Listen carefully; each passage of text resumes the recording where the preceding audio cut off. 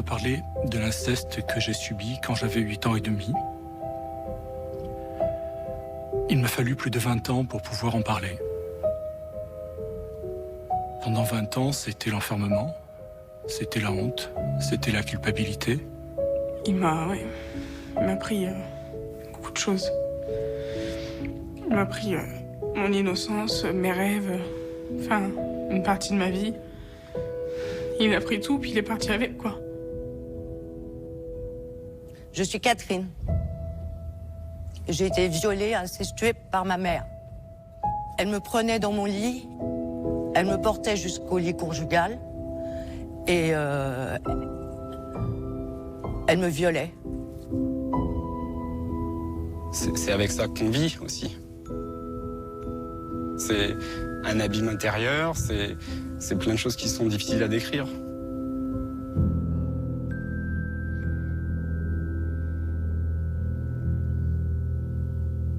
Ça m'arrive des fois de le croiser dans la rue. Et là, je suis complètement figée. Je peux plus rien faire. Je me haïssais, je me dégoûtais. Toute ma vie est consacrée à cette guérison. La moitié de moi était morte. Je me dis que je suis en train de foutre la merde, je suis en train de... les addictions. Ça fait éclater les familles. Pas de sexualité, pas d'enfants. La justice, elle m'avait abandonnée et... Il faut parler. J'avais plus personne pour m'écouter. Parce que les mots délivrent. Parce que les mots, c'est le premier soin.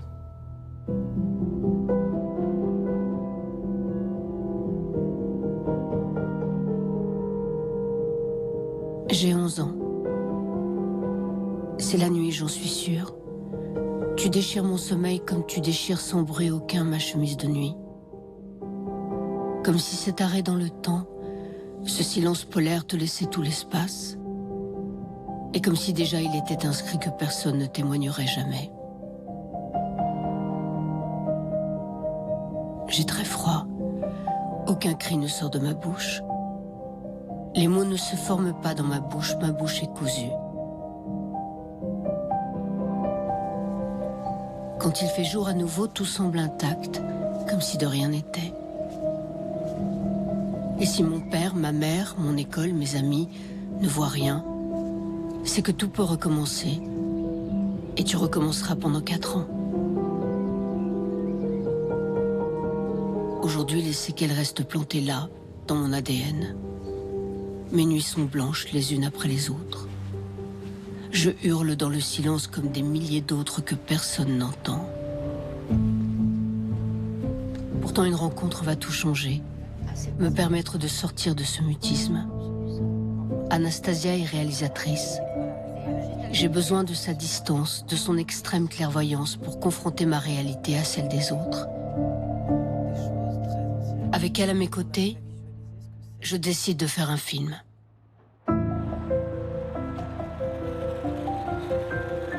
Norma, Joachim, Pascal, Sarah et sa fille.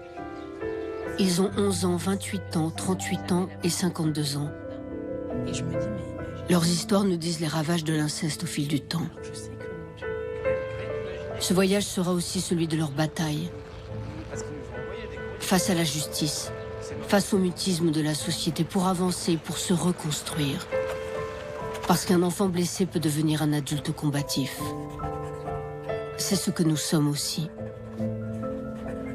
Nous ne voulons plus de ce silence si bruyant.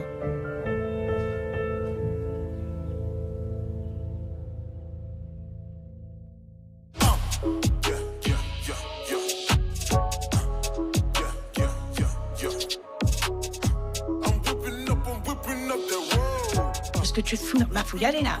Mais allez, c'est un seul en scène, Norma. C'est-à-dire que si tu n'y vas pas, il n'y a personne sur scène. Oh, mon Dieu, je déteste les entrées de spectacle. Bon, il faut que j'y aille. Allez, go.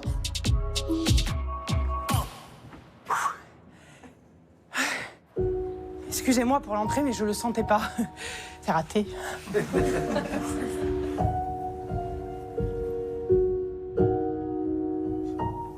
Si j'ai décidé de faire ce spectacle plus tôt à Paris, c'est parce qu'au début, j'ai fait une petite fuite en avant à me dire bon, ok, ça m'est arrivé.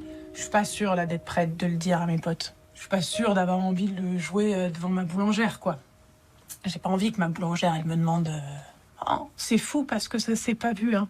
Tu vois, j'avais pas envie qu'on m'ait dit que ça s'est pas vu. C'est logique que ça se soit pas vu. J'ai passé ma vie à faire en sorte que ça se voit pas. Donc maintenant, je suis assez forte et assez confiante pour me dire c'est pas de ma faute et je veux pas qu'on me vole ma vie. Je veux pas arriver à la fin de ma vie et me dire ok, donc il aura vraiment tout pris. Tu vas pas te taire. Non. Non, je vais pas me taire. C'est la première consigne que j'ai eue de mon grand-père dès la première minute d'agression. Tu vois, jusqu'à la dernière agression. Et on a passé 10 ans à me dire de me taire. Je me suis tué 10 ans de plus. Je crois que ça va, ça va, je l'ai bien écouté, quoi. Et donc, il aura pas gagné. Il aura pas gagné. C'est pas moi qui suis... C'est pas moi qui ai fait une bêtise, tu vois. C'est pas moi.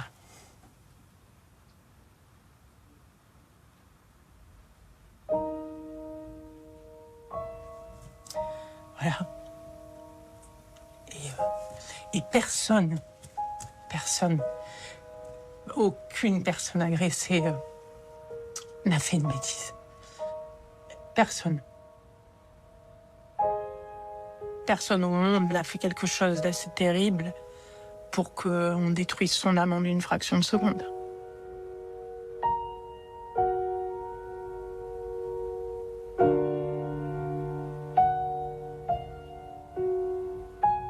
Moi, je suis née sans père. Je suis née d'une maman solo et ma mère m'a élevée dans un truc de sois toi-même. Chante, crie, pleure, danse. Et après, ma mère a rencontré mon beau-père, mais ça a été mon père, vraiment. Ça a été mon père.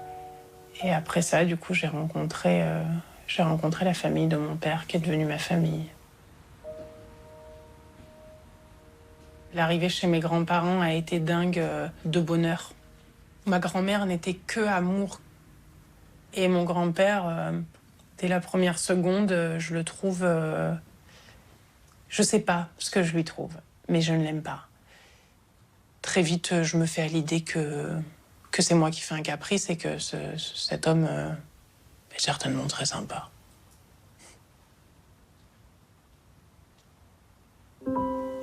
Il l'est pas. Et il l'est pas. Mon emprise a commencé dès la première seconde. Et je pense que j'ai été violée à partir de cet âge-là. 3 ans. Dès le début, il m'a convaincue qu'il fallait pas que je perde ce que j'étais en train d'entrevoir, quoi. Donc, t'as vu, il est gentil, papy. T'as vu, t'es bien ici. T'as vu, elle est belle, la maison. T'as vu, le jardin, il est grand.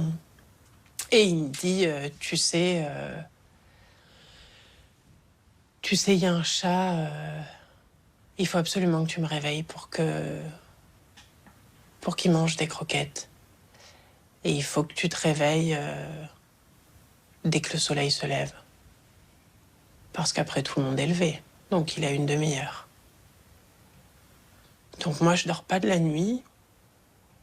Je me dis qu'il faut que je réussisse à le réveiller et qu'il faut pas que le chat meure de faim. C'est moi qui vais mourir.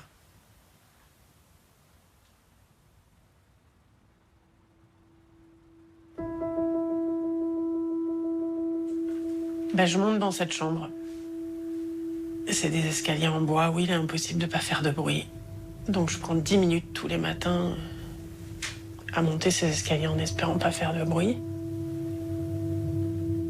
Je vais dans son lit et le pire, c'est que je suis heureuse. Je suis heureuse parce que je crois qu'on m'aime. Donc il y a 2 minutes de câlin où je crois que c'est de l'affect et où ça me remplit, en fait. Et après, tout se coupe. Tout se coupe, je me rappelle de rien. Et j'ai toujours la même image que je prends un bus, que je me fais percuter par un bus. Je sais qu'il me fait très mal. Je sais que physiquement, j'ai très mal.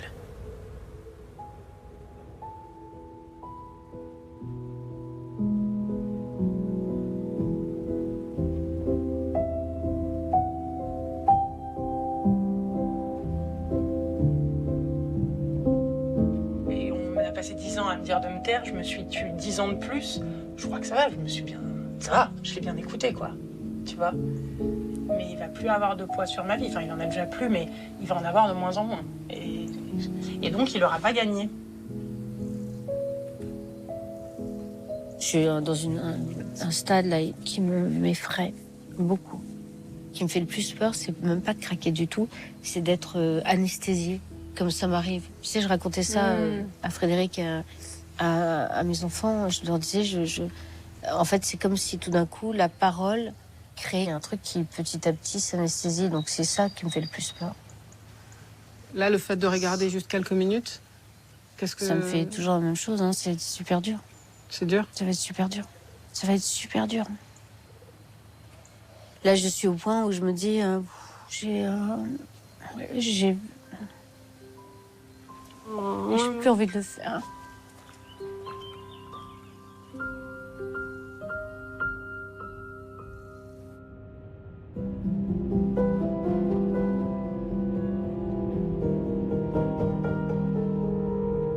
Apaiser sa propre détresse en écoutant les mots des autres. S'éjecter du silence. Que fait l'inceste sur toute une vie? Et où en suis-je du chemin?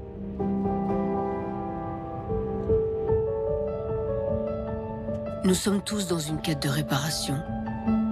Celle de Joachim, c'est d'être reconnu victime à travers la justice.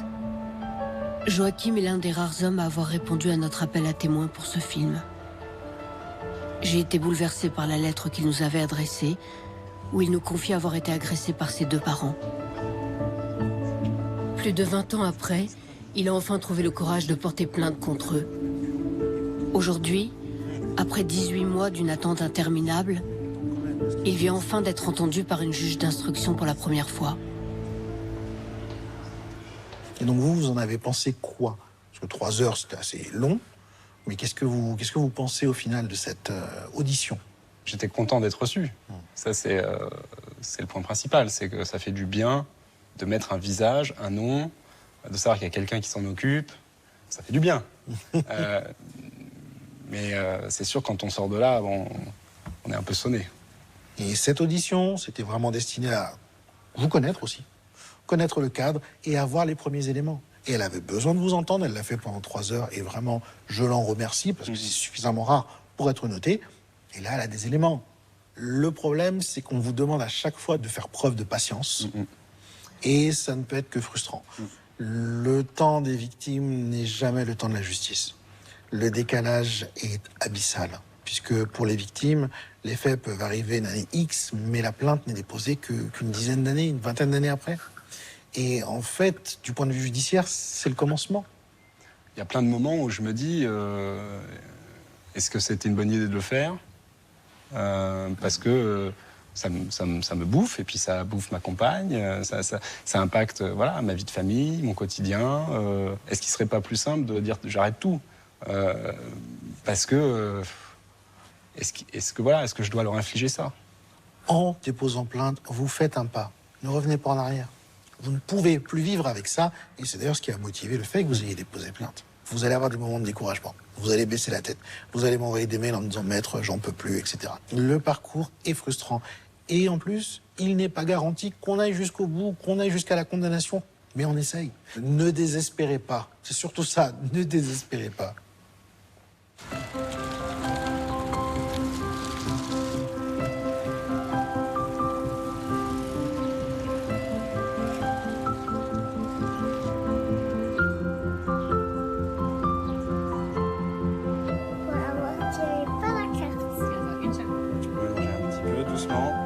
Dextérité très humble.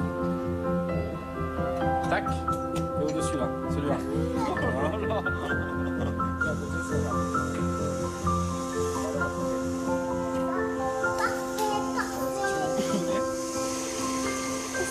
Super. Terminé, ça y est. Ouais.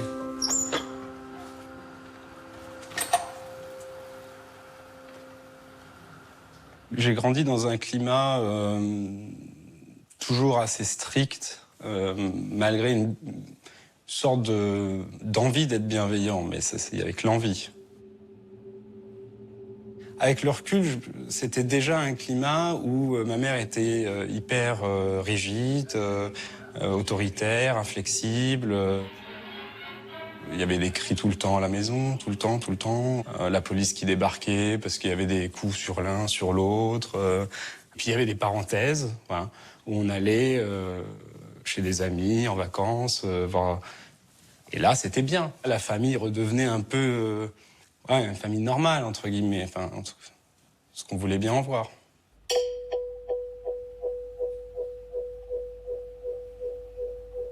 J'ai un souvenir très précis du climat incestueux de la maison. Ça passe par plein de petites choses. D'abord, il y a les portes ouvertes pour la douche, les toilettes. Il y a un manque de cloisonnement de l'intimité, des frontières. J'ai aussi retrouvé des vidéos où on me voit nu dans le bain avec ma mère, où elle m'enlace, elle me fait des bisous dans le cou, elle m'embrasse sur la bouche, des fois avec la langue. Mon père filme en plus, ça, voilà. Il y a même des scènes où il insiste très lourdement pour que je me lève du bain plusieurs fois pour pouvoir me filmer nu de face. Mais ça, j'en ai pas le souvenir. Bon, j'ai des films de ça, mais j'ai pas le souvenir, moi, mental, personnel de ça.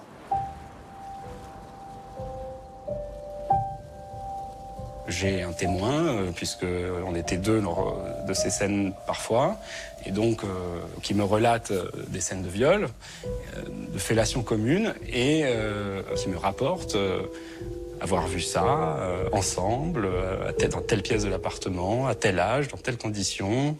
Voilà, c'est très précis, c'est très circonstancié. Donc j'ai la preuve absolue que cette scène est réelle. Et donc là, le déni, il peut plus avoir lieu. Et donc, en même temps, avant, je savais que c'était réel, puisque je l'avais, ce souvenir. Mais en même temps, le cerveau, il fait tout pour te faire croire que ça n'a pas eu lieu. Parce que c'est tellement violent d'envisager que tu as vécu ça, que ta tête te dit non, tu dois amplifier, c'est pas si grave. On s'invente comme ça plein de petites portes de sortie pour faire en sorte que ça n'ait pas eu lieu.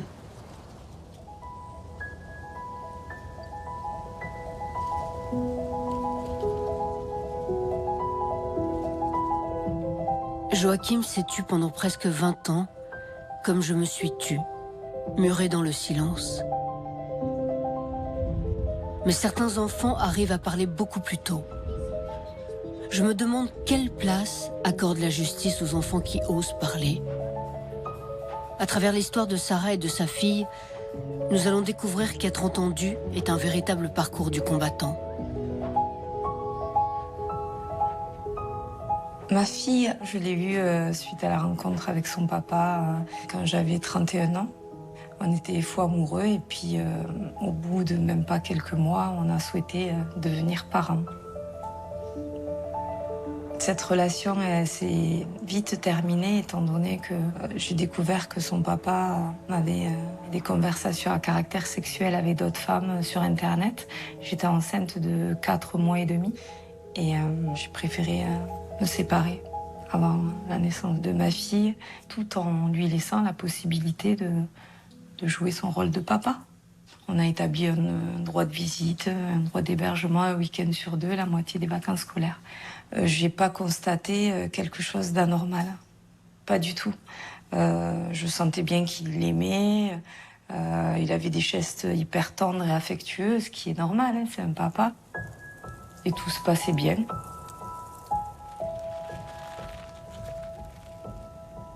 Le jour où tout a basculé, c'est quand ma fille est revenue d'un week-end de chez son papa. Elle avait 4 ans et 2 mois. Elle revient et elle me dit « Maman, papa, il me touche le zizi. Il m'embrasse sur la bouche. Je le vois toujours tout nu. » Je la reprends, je lui dis « Mais chérie, il te lave, il te savonne, ma puce. » Et parce qu'elle mimait, en fait. Et là, elle me dit « Non, maman, c'est pas pour laver. Comme toi, c'est pour jouer. » Et là, le ciel m'est tombé sur la tête. Là, j'ai compris en fait que ma fille, 4 ans et 2 mois, elle savait faire la part des choses entre l'hygiène et ce qui n'est pas normal.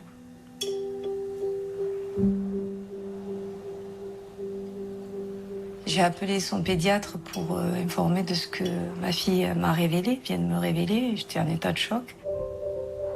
Et là, il m'a conseillé de me rendre à l'unité de l'enfance en danger. Elle a eu un entretien avec des professionnels habilités à recueillir la parole des enfants.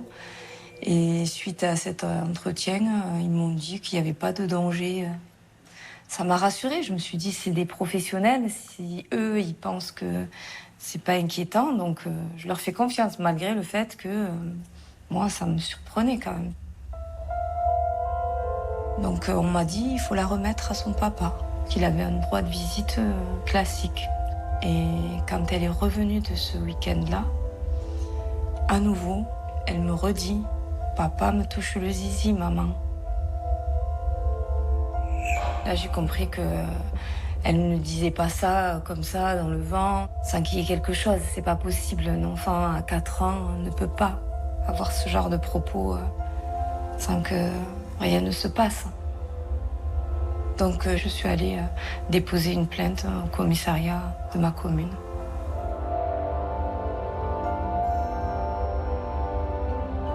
Cette plainte n'est qu'une première étape. Sarah va lutter sans relâche contre ce que l'on peut appeler la culture du viol et du silence, et contre une institution judiciaire qui, par son inaction, va devenir complice. Elle va se battre contre cette société qui refuse de regarder en face l'ampleur du phénomène, qui ferme les yeux sur ces 160 000 enfants victimes d'inceste chaque année.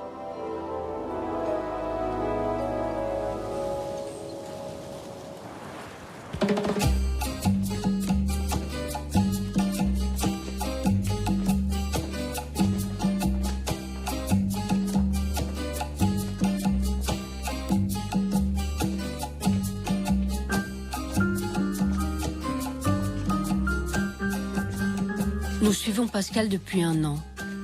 Nous l'avons vu renaître sous nos yeux et progressivement sortir de l'état de sidération. Pascal et moi sommes dans un mouvement inverse. Petit à petit, ma mémoire du traumatisme s'efface pour tendre vers l'oubli, et il y a là quelque chose d'étrange, de réconfortant et même de vital. Pascal, à contrario, s'efforce de reconstituer ses souvenirs. Pour se protéger de l'horreur du viol, le cerveau de Pascal a disjoncté et a effacé une partie de son enfance de sa mémoire.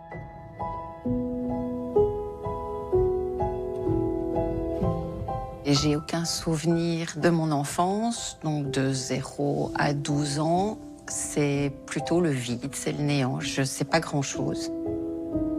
J'ai été élevée par mes grands-parents toute la semaine et mon père passait le soir.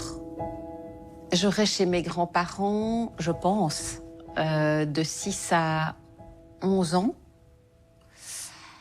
Et à 11 ans, je ne sais pas pourquoi, je vais déménager de chez mes grands-parents, je vais aller habiter chez mon père. Par contre, autant j'ai pas de souvenirs, je me souviens très très bien quand et comment j'ai quitté la maison. J'avais 12 ans. On était dans une voiture avec mon père. On a été voir un de ses amis. Il m'a demandé de l'accompagner. J'ai refusé. Donc lui est allé voir son ami. Moi, je suis restée dans la voiture. Je ne sais pas pourquoi, mais j'ai décidé de partir ce jour-là. Et j'ai couru.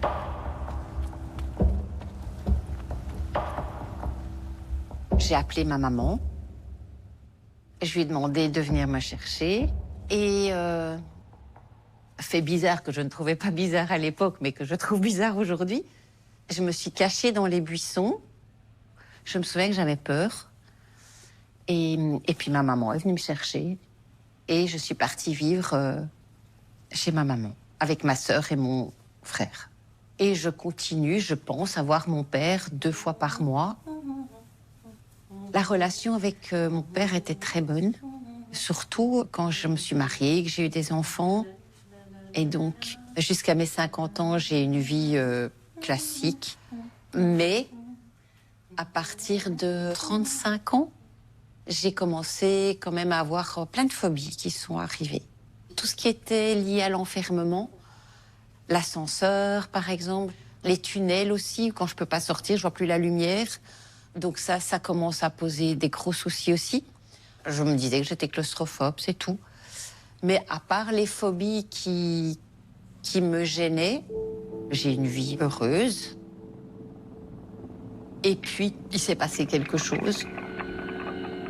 On a été voir un film qui s'appelle Les Chatouilles, qui traitait d'agression sexuelle. C'est un ami très proche de la famille qui abuse de la petite fille qui s'appelle Odette. Et à la fin du film, la petite Odette, donc l'enfant Odette, rencontre la grande Odette qui est adulte aujourd'hui. Et donc elles se parlent. Je pense que c'est cet extrait-là qui a déclenché quelque chose chez moi. Et j'ai pleuré pendant des minutes et des minutes. Ces pleurs sont devenus des sanglots où je ne savais plus respirer. En tout cas, cette tristesse est sortie de nulle part et je ne savais pas pourquoi je pleurais comme ça.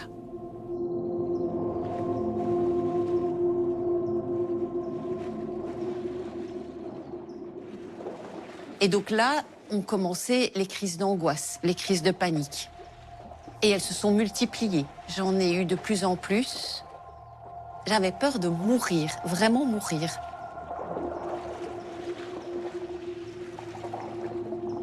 Je ne comprenais pas du tout pourquoi j'avais ces peurs-là.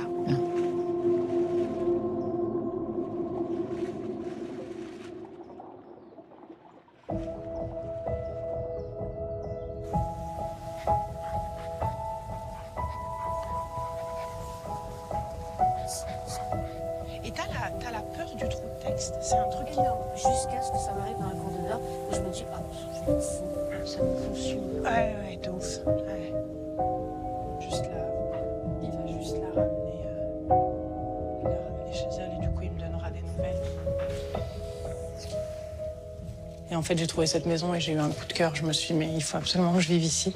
Et tu as vécu seule dans cette Ici? maison? Non. Ouais. Non. Non, on l'a pris avec Darius, on est arrivé ici. Non, moi je flippe dans les maisons seules, c'est pour ça que je te demande ça à chaque fois. Je me dis, ici tu flipperais toute seule?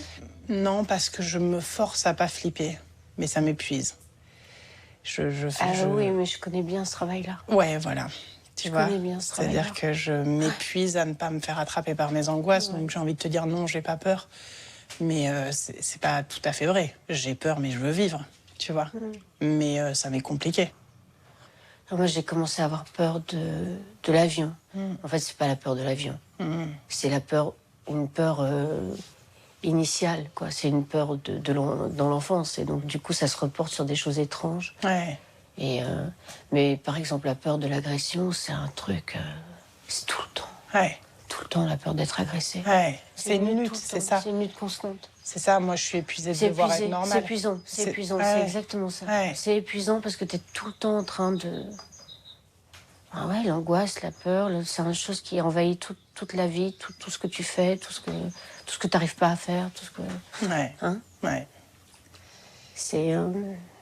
Tu sais, il y a des fois, je me dis, est-ce qu'un jour je ne l'aurai plus? De toute façon, la peur, ça fait partie du voyage. Ouais, hein? Ouais.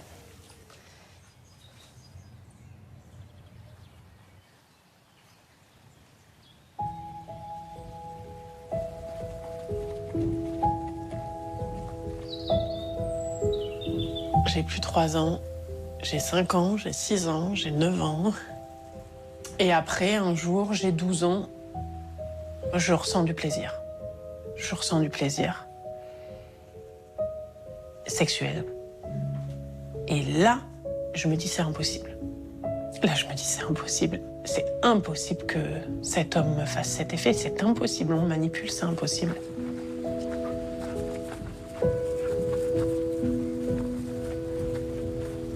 Et là, je sors de cette chambre pour la première fois de ma vie. Je sors, je claque la porte. Donc là, j'ai un espèce de sentiment de puissance. Je me dis que c'est fini. Je claque la porte et ma grand-mère ouvre la sienne et elle me dit « Mais qu'est-ce que tu fais à claquer les portes comme ça ?» Et je lui dis « Je sais pas ce qui se passe, mais papy me met la main aux fesses. » Et elle me met une claque. et je perds toute ma famille.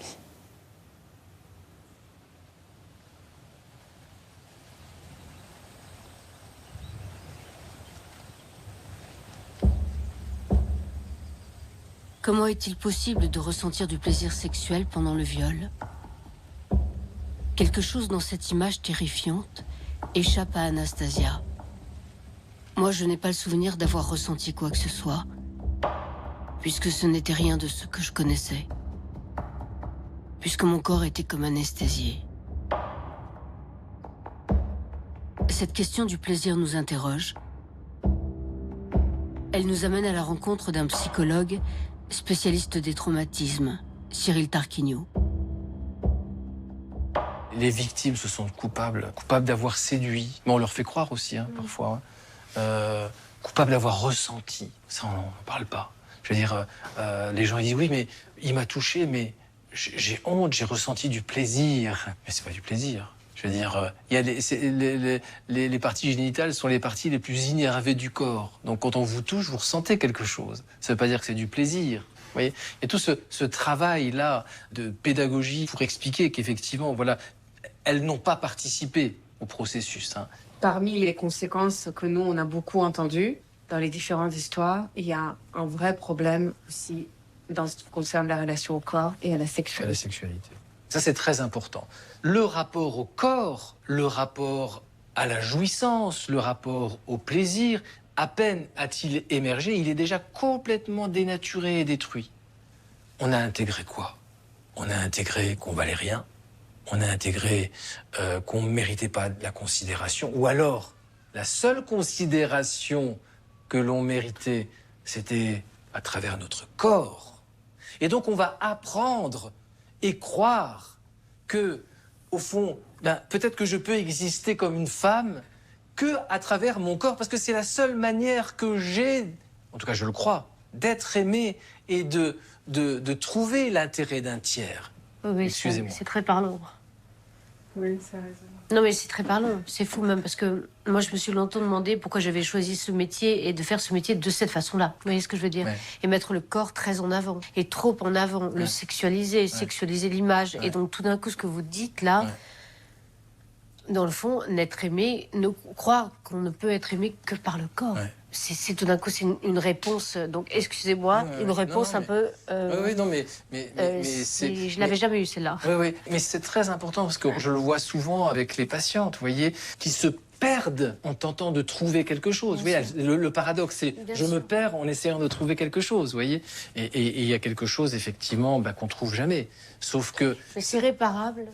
Alors oui, c'est réparable, c'est heureusement, et c'est important qu'on donne un message d'espoir, parce que on a plein de nouvelles formes de psychothérapie aujourd'hui qui montrent que, au niveau cérébral, entre l'avant et l'après, eh bien, il y a des choses qui se rééquilibrent. Donc, c'est pas juste des vues de l'esprit.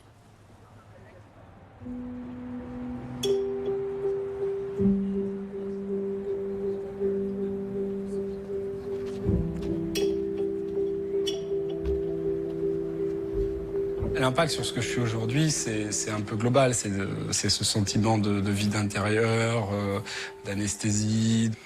Il y a très peu de choses qui vont me toucher, au sens ressentir une vraie émotion. Voilà. Après, je suis quelqu'un d'intégré socialement, donc je comprends les réactions normales qu'il faut avoir en société. Quand on a une fête surprise, on montre qu'on est content. Mais est-ce que la joie, je la ressens? Est-ce que je la vis? Non. Rarement. Est-ce que la tristesse, je la ressens? Pas souvent, même dans des situations tragiques. Moi, j'ai cette espèce de carapace. Je ressens rien. Je ne ressens rien. Je fais l'amour pendant 12 ans. Je ne ressens rien. Mais oui, je ne ressens rien et une fois sur deux, j'ai envie de me laver à la javel. Ce que je vais faire. Tu vas te laver à la javel? Ouais. Je vais me laver à la javel. Et jusqu'au jour où je percute que c'est les toilettes qu'on nettoie à la javel. Et là, je me dis... j'ai un sursaut d'amour pour moi et je me dis que je suis pas des chiottes.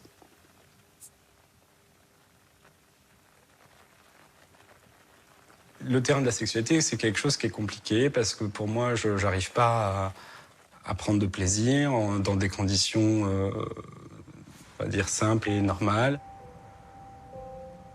C'est quelque chose qui m'angoisse. Le rapport au toucher me gêne. La peur d'offrir son corps à l'autre, ce sentiment de saleté. Il y a une recherche aussi du risque. Voilà, s'exposer consciemment. Il y a du plaisir que quand il y a de la violence et de la douleur et du danger. Pour moi, le corps, c'est d'abord quelque chose qui finit par faire mal, quoi. J'ai fini par jouir, mais j'avais 29 ans. Mais j'ai joui. Non mais, enfin voilà, non mais... Et j'ai joui sans pleurer, et j'ai joui sans aller me laver à l'eau de Javel. J'ai joui et j'ai continué ma journée. Bon, pas mal. Je me fais moins mal qu'avant sur ces sujets-là. À la fois sport, sexualité, tout ça, je m'inflige plus que je dois plus m'infliger. Donc j'arrive à de plus en plus me faire du bien. Voilà. 5 avec celle-là.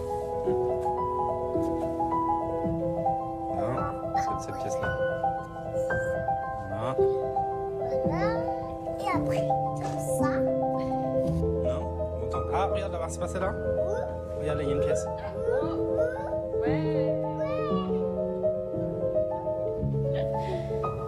Je me rends compte que nous portons tous les mêmes séquelles. Ce corps abîmé, cette incapacité à se livrer à l'autre entièrement, cette façon de vivre anesthésiée. Ces failles sont là, qu'elles soient conscientes et palpables, ou au contraire enterrées.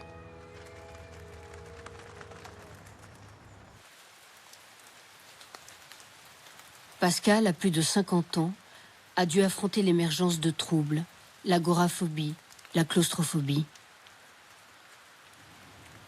Pour s'en sortir, elle commence une longue thérapie qui l'aide progressivement à lever le voile sur l'amnésie dans laquelle son cerveau a été plongé. Grâce à l'hypnose, elle revit en séance des situations d'agression sexuelle. Ses souvenirs reviennent par flash, jusqu'à l'ultime révélation.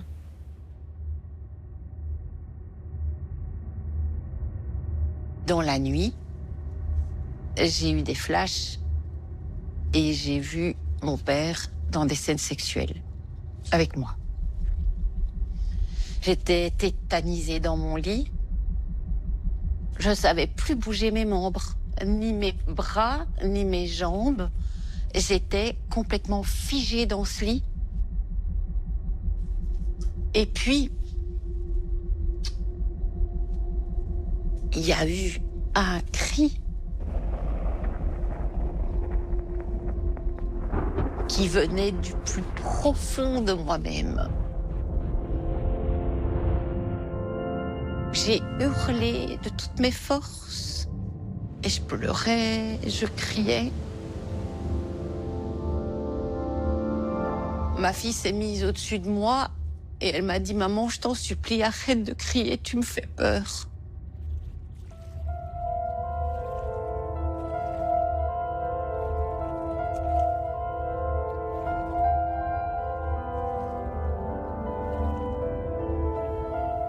Je ne connaissais pas du tout l'amnésie traumatique, je ne savais pas ce que c'était. Pour supporter ce qui se passe, on coupe le courant et puis l'esprit va s'en aller ailleurs.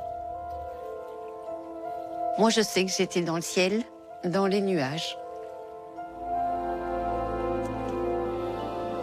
À partir de cette révélation, j'ai pu plus rien faire en fait. Je ne savais plus marcher. Limite parler. Je veux dire, il s'est passé quelque chose où je savais plus rien faire. Pour ceux qui ne l'ont pas vécu, cet état de sidération si violent et extrême peut être difficile à comprendre. Pourtant, il est très courant parmi les victimes d'inceste qui ont vécu une amnésie. C'est pas moi qui fais tout, hein, tu fais un truc aussi. Être entouré est alors essentiel, vital pour ne pas perdre pied. La famille de Pascal et notamment sa fille Caroline l'ont compris. Je coupe comment la courgette? Regarde. Tu la coupes en 2, puis tu la coupes en 4, etc., etc. Puis là, tu fais des tranches, quoi. Non? J'ai pas... Je te fais les tranches. J'ai pas intégré. Tu fais le reste, ça va? Oui? Oui. Oui.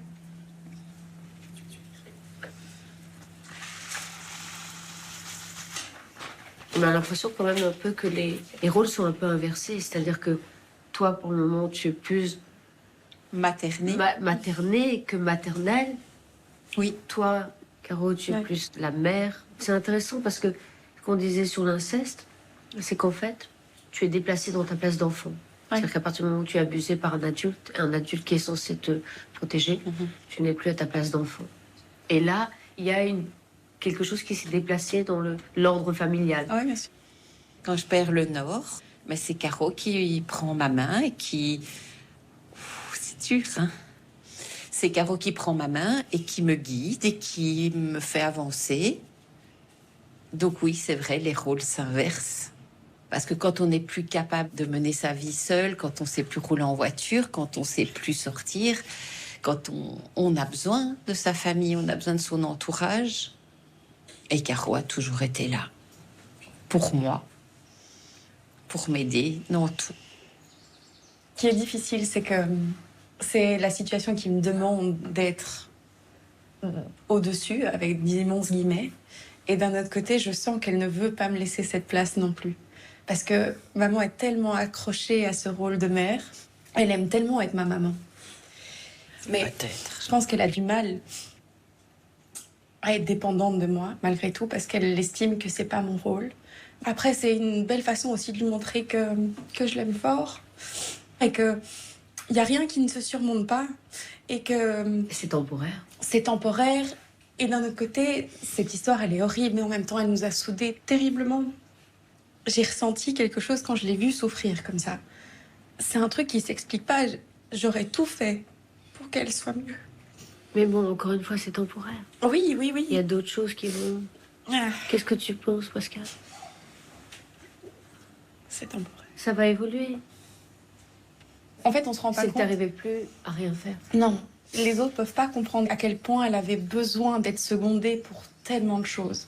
Tu nous disais que quelquefois tu as eu l'impression que tu... Oui, j'ai eu l'impression de devenir folle, bien sûr. Mais il se passe tellement de choses incompréhensibles, insensées, totalement folles, qu'on croit qu'on devient dingo, hein. Ouais, on croit qu'on devient dingo.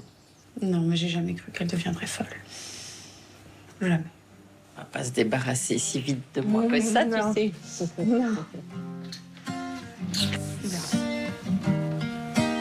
Quelle merde, ça.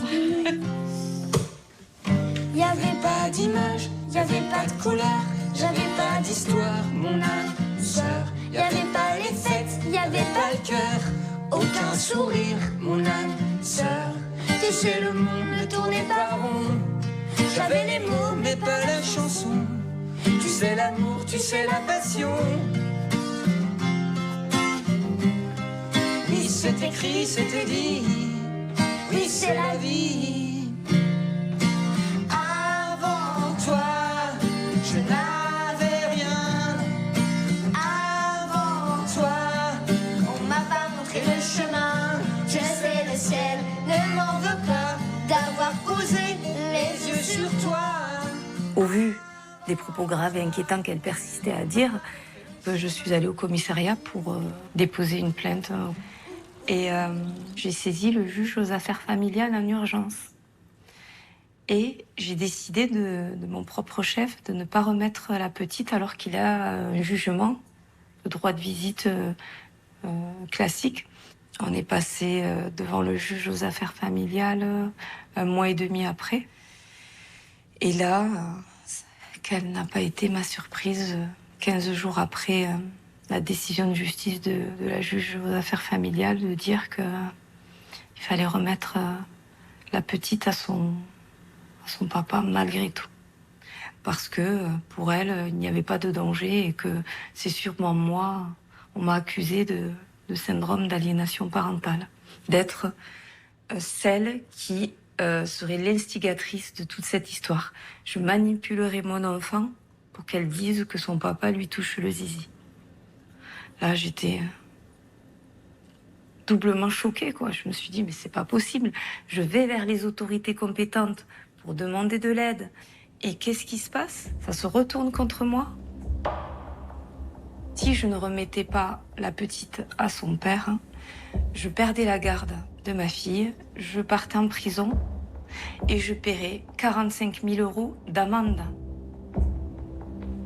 Donc, elle continuait à aller un week-end sur 2, la moitié des vacances scolaires, avec son papa, malgré les propos graves et inquiétants qu'elle tenait.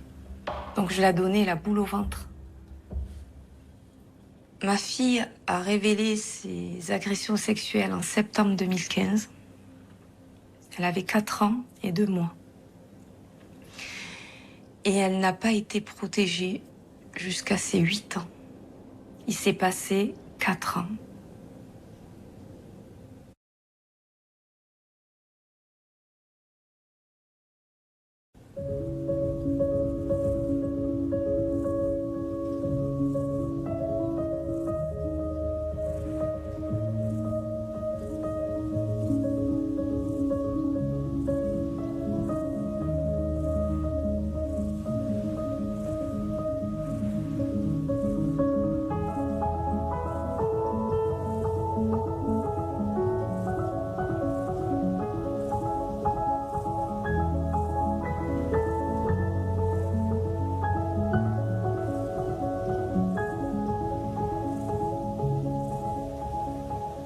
Quand j'étais jeune, on ne parlait pas d'inceste. Le tabou était absolu. Suite à la publication du livre de Camille Kouchner, en France a déferlé une vague de témoignages sans précédent. Et en réaction à ce mouvement de société civile, le gouvernement a créé la Civise, la commission indépendante sur l'inceste et les violences sexuelles faites aux enfants. En écoutant tous ces témoignages, nous sommes bouleversés mais surtout ahuris par les stratégies des agresseurs et par le système d'impunité qui les protège. Nous sommes encore très loin d'une société qui entend et défend véritablement les victimes. Le juge pour enfants Édouard Durand est le coprésident de la Civise dont la principale mission est de donner la parole aux victimes. Mais pour en faire quoi ? Oui, il y a une sorte de paradoxe, en fait, entre cette injonction presque aujourd'hui à parler, à dire « n'ayez plus peur, on a besoin de vos témoignages, etc. » et la réalité de ce qui est mis en œuvre une fois que la parole, elle est là. Et juste pour compléter, moi je dirais que si l'enfant peut sortir du silence et dire quelque chose, s'il n'est pas entendu, s'il n'est pas cru, il peut se renfermer dans un silence éternel, avec tous les saccages que ça voudra dire pour lui, pour sa construction de vie. Vous savez, tous les adultes qui ont été victimes de violences, notamment de violences sexuelles, qui ont écrit sur leur enfance, ont dit « ce qui m'a empêché de parler, ce qui m'a retenu de parler, c'est la peur de ne pas être cru ». Et c'est là où il y a toute l'injonction paradoxale. C'est qu'en même temps que la société dit à l'enfant « mais parle, parle », elle lui dit « nous ne te croirons pas ». Au moment où la société dit aux médecins « vous êtes l'incarnation de la protection », elle leur dit aussi « mais si vous faites un signalement, nous vous sanctionnerons pour immixtion excessive dans l'intimité des familles ». En même temps qu'elle dit aux mères, dans les cas d'inceste paternel ou familial, « mais vous devez protéger vos enfants, sinon nous vous reprocherons d'être des mauvaises mères ». La société leur dit « si vous nous parlez d'inceste, nous dirons que vous êtes des manipulatrices ». Et c'est exactement ce que cherche l'agresseur pour assurer son impunité. Pour cautionner le déni de l'inceste, on a inventé des stratégies. Et le concept de syndrome d'aliénation parentale est une caution du déni. C'est extrêmement grave parce que ce concept, il a obtenu une influence extrêmement importante dans l'action et les pratiques de tous les professionnels de la justice, de la famille et de la protection de l'enfance. À qui il faudrait faire comprendre tout ça, tout ce que vous venez de nous dire? Qui devrait l'entendre pour que ça aille plus vite? Collectivement, nous, comme société, nous sommes en train de l'entendre. Faisons en sorte que l'institution judiciaire progresse dans le fait de rendre justice. Nous avons des progrès à faire. Il n'est plus acceptable qu'un enfant victime d'inceste, une femme victime de violences conjugales, soit protégée ou non protégée selon la façon dont la loi est interprétée. Plus j'avance, et plus je comprends que la grille de lecture et les réponses ne sont pas seulement familiales, mais surtout sociétales. Nous vivons encore aujourd'hui dans un monde dominé par les hommes, par l'ordre patriarcal qui entretient l'immobilisme du système. Nous sommes à plus de la moitié du chemin. Cette peur que j'ai exprimée au début, je ne la ressens plus.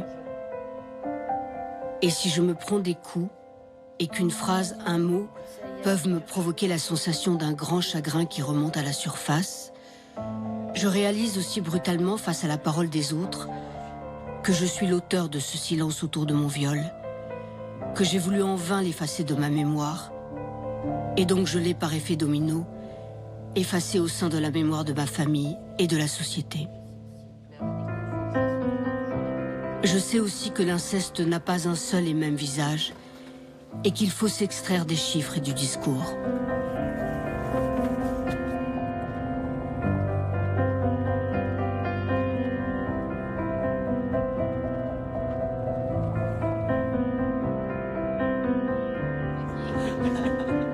Non, je sais pas maquiller, je sais.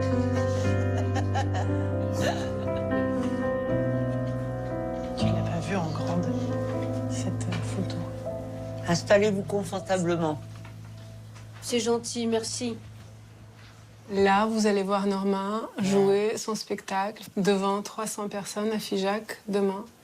Et parler donc de ce que lui est arrivé. Qu'est-ce que ça vous fait? Moi, je suis hyper fière, en fait. Hyper fière de son courage. Je suis hyper heureuse qu'elle aille au bout de cette chose qui l'a possédée et dont elle sentait vitalement qu'il fallait en faire quelque chose. Et elle l'a fait. Toutes celles qui n'ont pas pu parler, il y en a une qui parle et qui va aider les autres à parler.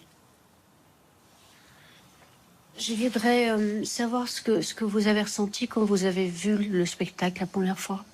Est-ce que vous saviez? Oui, je savais. Oui. Et qu'est-ce qui se passe dans la tête, dans le corps d'une mère quand elle apprend ça?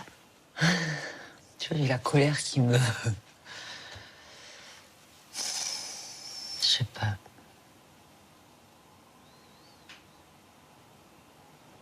C'est un choc, en fait. C'est un choc parce que j'avais l'impression de l'avoir prévenue, d'avoir parlé de ça un petit peu, de son corps, quand elle était petite. Toi, t'as des souvenirs qu'on t'ait parlé de ton corps? Oui, en plus, maman, on a eu de cesse que je sois à l'aise dans mon corps. Et d'un autre côté, sans qu'elle le sache, mais d'un autre côté, mon grand-père défaisait tout ça. Moi, de mon ressenti, c'est que tu viens d'une génération où on vous a dit de protéger vos enfants avec des faits attention si quelqu'un vient aux abords de l'école. Mais vous nous avez fait part de la menace. Non, mais c'est pas de toute façon, c'est pas de ta faute. Je ne cesse de te répéter que c'est pas de ta faute. Vous pensez que c'est de votre faute? Quelque part, oui. C'est moi qui l'ai amené dans le piège, quoi. Puis quand on est mère, on croit qu'on peut tout sentir. Et en fait, on sent pas tout. Quand elle était mal, moi, j'ai senti pendant des années que ça allait pas. Son corps qui est devenu comme un parpaing. Elle se brossait, elle se lavait, les mains 50 fois dans la journée. Et moi, je lui disais, mais qu'est-ce qu'il y a, Norma? Dis-moi ce qui va pas. Qu'est-ce que j'ai fait? J'ai pas imaginé qu'il puisse y avoir un prédateur autour de nous. J'ai tout pris sur moi en me disant, c'est de ma faute. Et elle disait, mais non, c'est les enfants de l'école. Elle ramenait toujours à l'école les garçons. Elle me trompait comme ça, quoi. J'étais pas consciente. C'est avec du recul maintenant que je me dis tout ça, mais Mais quand même, il y a eu plein de fois dans ma vie d'enfant où j'avais envie qu'on me sauve. Et tous les intervenants extérieurs ramenaient au fait que le problème venait de chez nous. Le lycée nous a appelés 25 fois parce que ça n'allait pas. Et moi, à chaque fois qu'on allait dans un bureau d'un directeur d'école ou d'un directeur de collège, j'espérais qu'ils me disent « Est-ce que quelqu'un vous fait du mal? Ce n'est pas normal de réagir avec autant de colère dès que vous avez un prof homme. » Et moi, je repartais en me disant « Mince, personne ne m'a posé la seule question qui aurait fait que j'aurais pu parler. » Et je me rappelle vachement de, tu vois, quand j'avais toutes mes infections urinaires. Et qu'à chaque fois, le médecin disait « Mais il faut faire attention quand elle s'essuie, il faut faire attention à la toilette. » Et là, je pense qu'un médecin m'aurait dit « Tu sais, quand on a mal à cet endroit-là du corps, c'est peut-être que quelqu'un te touche, c'est peut-être que... » Mais j'aurais fondu en larmes, à n'importe quel âge. Et j'aurais tout déballé, je pense. Tu m'en as voulu, sûrement. Sans le savoir. Non, je crois que je t'en ai jamais voulu. J'en ai voulu à la vie de t'avoir donné aussi peu d'affection, enfant. Et puis j'avais peur que tu ne crois pas. Mais comment on peut ne pas croire, Mima? Quand j'avais 13 ans, je l'ai dit à mes grands-parents. Ma grand-mère m'a mis une claque. Elle m'a dit « Tu ne feras plus partie de cette famille ». Et le fait qu'elle m'ait abandonnée, je me suis dit « Mais si en plus ma mère m'abandonne, je perds les 2 femmes de ma vie pour avoir parlé, quoi. »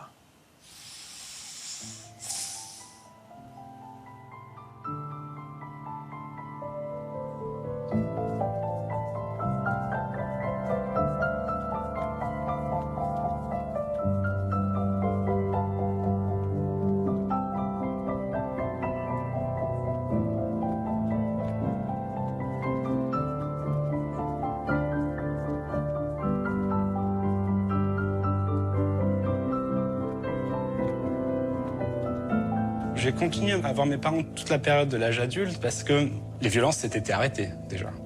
À part la violence psychologique, mais en tant qu'adulte, on la gère mieux. Et donc, à un moment, je me rends compte que voilà, de les voir ne m'apporte rien de positif. Parce qu'à un moment, je vois que cette toxicité commence à envenimer ma propre famille. Et puis que ça me rend malade, tout simplement. Parce que chaque fois, voilà, quand je les vois, je suis malade. Et ça me rend pas heureux. Et donc, je leur signifie tout simplement par message WhatsApp. Je leur envoie juste un petit message en disant « Je vous veux plus dans ma vie ». Et après, je les bloque. Voilà, je les bloque de partout. Et pour moi, normalement, c'était terminé, entre guillemets. Sauf que j'avais anticipé que ça allait pas être terminé, mais puisqu'ils m'ont harcelé après. Voilà, il y a eu ce harcèlement intense qui a perduré des mois et des mois, où ils ont essayé de me diminuer de partout. Ils m'ont diffamé auprès de ma belle famille. Auprès de mon employeur, que moi j'aurais pu être dangereux pour Elio, qu'il fallait peut-être m'hospitaliser. Voilà. Moi, je leur ai dit simplement, je veux plus vous voir. Et ça rien que ça, au lieu d'attendre un peu, etc., ça déclenche immédiatement voilà, une réaction vive. Et c'est qu'après que la plainte arrivera.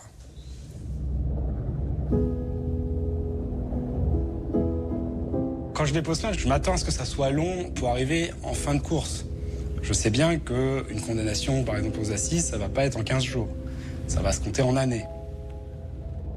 Aujourd'hui, mais ça fait 18 mois que j'ai porté plainte. Et au bout de 18 mois, ils n'ont toujours pas été questionnés.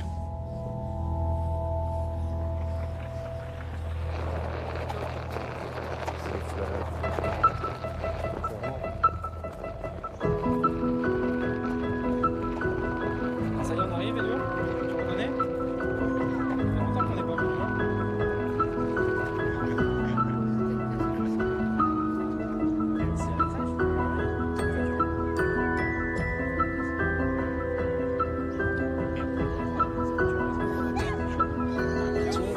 C'est aussi pour tester. Est-ce qu'on m'aime quand même? Tu veux dire que le jour où tu as décidé de porter plainte, tu as eu besoin aussi que tout le monde sache, aussi un parti? Mais pas que la plainte, même déjà la rupture. Ou même avant la rupture, de pouvoir partager qu'il y a eu voilà, un climat qui m'a fait du mal. On ne parle pas forcément de raconter au plus cru. Voilà, même de dire, voilà, de donner des nouvelles de la procédure. C'est pas forcément de parler de choses horribles. Mais même ça, en fait, c'est parfois difficile. Les gens se distancient. C'est tellement tabou dans la société que les gens, au-delà même de ce qu'ils auraient envie, souvent ne savent pas réagir face à ça. Oui, il y a quelque chose qui dérange et il y a une distance qui s'installe. Et puis, c'est toujours la difficulté avec les amis, je trouve, de...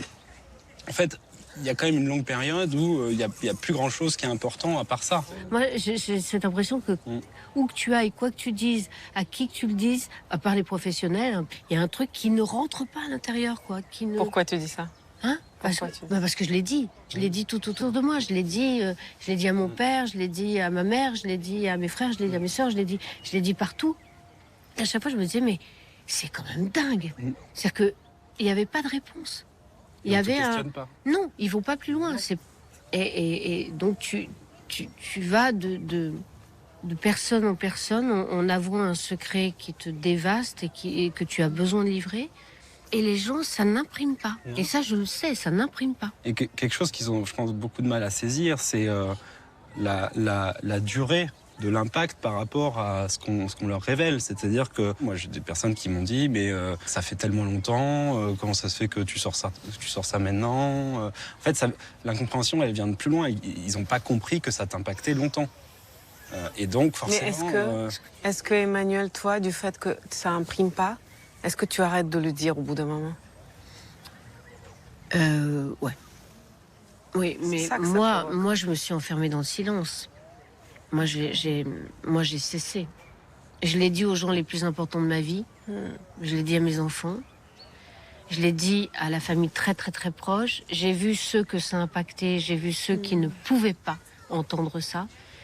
Et donc, du coup, c'est comme un énorme secret que tu gardes à l'intérieur de toi, qui est hyper lourd, qui fait vraiment mal et qui est très lourd à porter. Et tu as des cercles de silence. Tu as le silence, tu as le tien, qui est ton silence à toi, puis tu as le silence familial, et puis tu as le silence sociétal, c'est-à-dire tous les voisins et tout. Putain, mais qu'est-ce qu'ils ont fait? Tu vois, pourquoi personne n'a vu? Pourquoi tu t'es tu? Pourquoi ton cercle s'est tu? Et pourquoi tout autour de toi? Donc ça fait des cercles de silence.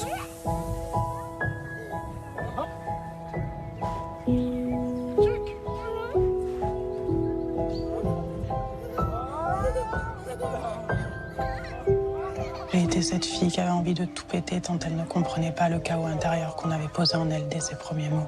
Si seulement l'injustice s'était arrêtée là, mais non, car notre société défend les puissants, les assis, les professeurs. Encore une fois, c'est moi qu'on a rendu coupable, c'est moi qui aurais dû me tenir. Ça suffit de trouver des circonstances atténuantes à des mecs qui portent des serviettes de table entre le nez et la bouche. Que fait la justice?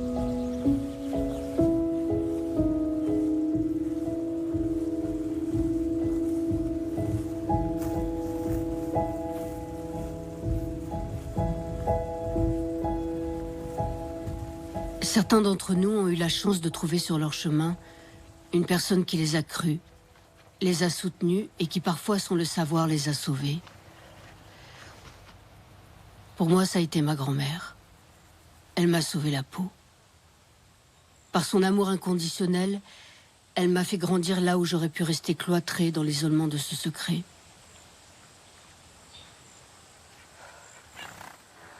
Les enfants, ils vont pas. Pour Sarah et sa fille, l'aide est venue d'amis qui sont devenus leur deuxième famille. Regarde le câlin qu'il fait Anastasia. Ouais. Bah après... c'est les chaînes de cirque en plus. Ah ouais. Vous êtes venus ici pendant le confinement? Oui. Henri et Sylvie sont mes amis. Nos amis. Ouais. J'ai adoré parce qu'ici, il y a la nature, les animaux. Et aussi, à la Truffière, on faisait du tracteur. Ah ouais? Ouais. Toi, t'as fait du tracteur? Ouais. C'était super. Et comment ça a été pour vous d'accueillir, du coup, Sarah et sa fille? Vous connaissiez leur histoire quand elles sont venues? Un petit peu, oui. Après, j'ai découvert au fur et à mesure, bien sûr. Mais c'était important que toutes les deux, elles découvrent une autre vie, quoi. Et puis switcher, quoi, penser à autre chose. Le fait d'être venue ici, ça a permis à ma fille de retrouver une confiance en une image masculine. C'est ça. Ouais. Henri a beaucoup apporté. Toi, tu faisais plus confiance aux hommes? Pas trop, non. J'avais peur encore. Et mais par contre, dès que j'ai rencontré Henri, je me suis dit qu'il y a quand même des hommes super gentils. Et voilà, je l'adore, du coup. Pour toi, comment c'était de découvrir cette petite fille alors que tu connaissais dans les grandes lignes son histoire et que tu as un âge qui n'est pas très éloigné de son père? Alors, beaucoup d'appréhension, parce que c'est pas évident, surtout quand on est un homme et qu'on connaît un petit peu son histoire, on sait ce qui s'est passé. Donc, très prudent. J'ai laissé venir, j'ai laissé faire les choses. Et petit à petit, il y a des petits liens comme ça qui se sont créés entre elle et moi. Et puis j'ai accepté de jouer ce rôle, d'être avec elle, de la protéger, de l'écouter. Tu sentais qu'elle avait besoin d'être protégée, cette petite? Ouais, tout à fait.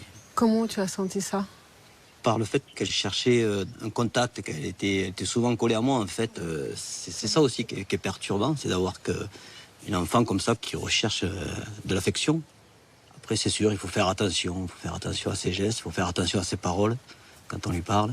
Surtout au début, je faisais hyper attention parce que j'avais peur d'être maladroit, tout simplement, quoi. Vous savez, quand vous traversez une épreuve telle que l'inceste, beaucoup s'en vont. Vos amis, on n'a plus personne, même la famille. On est seul, isolé, démuni. Et quand on rencontre des âmes pareilles, vous voyez, c'est un cadeau du ciel. Nous avons beaucoup, beaucoup de chance. Calinou. Ah, ouais, ça, c'est bien, ça. Ah, mon belle.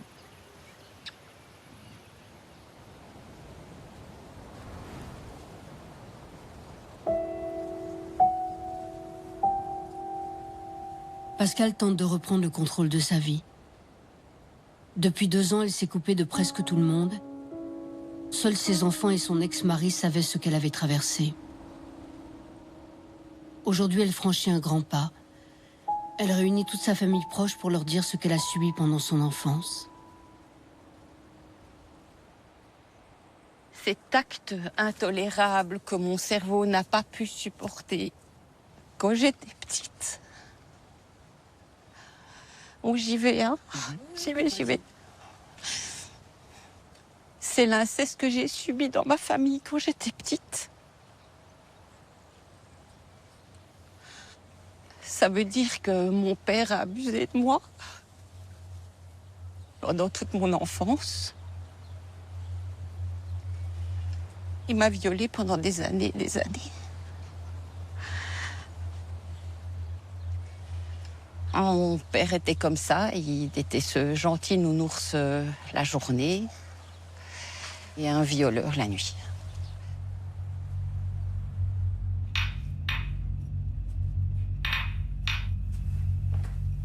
Suite à cette annonce, plusieurs membres de la famille de Pascal ne se sentaient pas prêts à nous parler. Seul son cousin, qui était très proche d'elle et qui a travaillé avec son père, est resté. Mais si proche sans s'en rendre compte, ça fout quand même parfois un coup, quoi. Enfin, on dit toujours que ça arrive dans toutes les familles, enfin dans les familles respectables. Enfin, pas chez nous. C'est ça. J'ai envie de te demander, Pascal, pourquoi avoir attendu aussi longtemps pour nous en parler? Ça va te sembler bizarre. Il a fallu que j'y croie d'abord, moi. Que pour moi, ça devienne quelque chose de vrai, de légitime. Il a fallu tout un cheminement et un chemin pour que moi, j'accepte que mon père m'ait violée. Et donc, je ne pouvais pas en parler tant que moi, je ne l'avais pas accepté. Là, maintenant, j'en ai besoin. C'était peut-être pas vital pour moi il y a 6-7 mois. Mais là, j'ai besoin. Je veux plus mentir. Ne plus mentir. C'est un pas de plus. C'est vraiment un pas de plus vers la guérison. Encore un petit. Chaque fois un petit. Encore un petit. La lumière au bout du tunnel, enfin. Ouais. Dis rien qui me fasse pleurer. Hein. Non, t'as déjà assez pleuré aujourd'hui.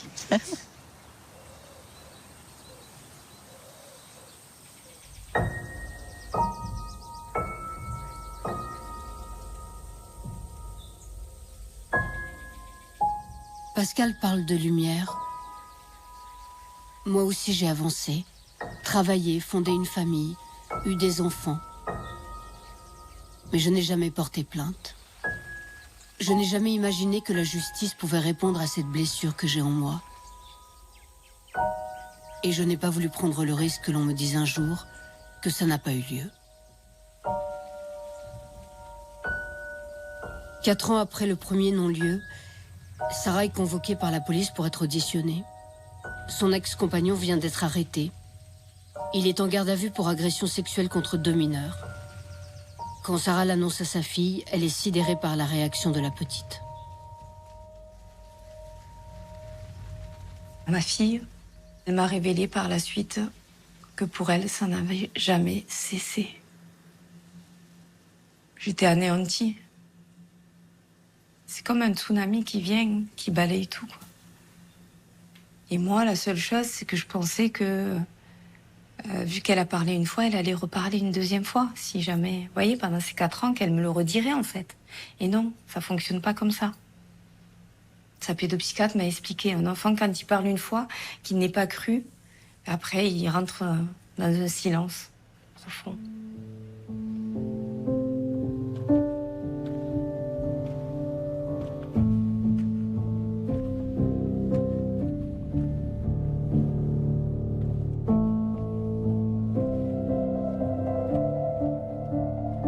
Sarah va à nouveau porter plainte.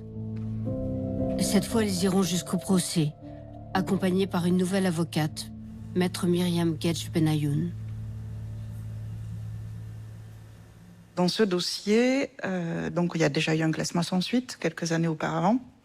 Les classements sans suite, et ça aussi c'est important de le dire, bien souvent, c'est parce qu'on n'a pas assez d'éléments, le procureur de la République n'a pas assez d'éléments à charge contre la personne mise en cause, puisque bien souvent c'est la parole de l'enfant contre la parole du papa, ou de la maman, ou du grand-père, qui va nier les faits. Et donc, malheureusement, quand on va au civil après avec ce classement sans suite, la personne mise en cause va s'en servir comme un bouclier en disant « Voyez, je suis innocent ». En fait, non, c'est pas une preuve d'innocence, c'est ce que moi je le dis au civil, c'est juste qu'il n'y a pas assez de preuves. Donc, il faut qu'on fasse bouger et les lois, mais également la formation des magistrats pour qu'on leur explique tout ça. Parce que c'est vraiment l'inverse qui se passe. Au contraire, on dit à 4 ans, l'enfant ne fait que mentir. Il n'est pas capable de savoir, il n'est pas capable d'analyser. Exactement. J'ai même des confrères qui me disent, non, mais de toute façon, les enfants, c'est des menteurs. C'est impossible. Tu l'as vu, ce papa? Il est ingénieur, il est médecin, il est aimé de tous. Voilà. Tu l'as vu, ce papa? Tu crois vraiment qu'il est capable de faire ça? Ben oui. Oui, je crois vraiment. Je crois vraiment, parce que même un enfant de 2 ans, quand il dit un certain nombre de choses ou quand il mime un certain nombre de choses, il ne peut pas l'inventer. Et c'est ce qui s'est passé dans le cas de la fille de Sarah, qui a pu la 2e fois, et c'est ce qu'il nous a aussi expliqué, montrer ce que son père lui a fait, ce qui a fait requalifier les actes, non? Exactement. Quand la fille de Sarah est auditionnée, donc ce qu'on appelle l'audition Mélanie, elle va montrer sur une poupée ce que son père lui a fait. Et elle va parler en fait pas seulement d'agression sexuelle, mais également de viol, puisqu'elle va parler de pénétration digitale. Donc, au sortir de cette audition, les gendarmes vont appeler le procureur de la République qui va requalifier les faits d'agression sexuelle à viol. Puis l'enquête va avoir lieu. À la fin de cette enquête, l'avocat précédent de Sarah va aller voir le procureur de la République qui va lui dire « J'ai pas assez d'éléments, je vais classer sans suite ». Et c'est exactement ce qui se passe. Et du coup, les faits vont être qualifiés, alors même pas d'agression sexuelle, mais d'atteinte sexuelle. C'est pas du tout les mêmes peines. C'est pas, voilà, on passe d'un crime à un délit. Donc là, il est condamné à quoi? Donc en première instance, il a donc été condamné pour les faits d'atteinte sexuelle sur mineur par personne ayant autorité à 4 ans de prison, avec un suivi socio-judiciaire et une peine d'amende pour Sarah et pour sa fille.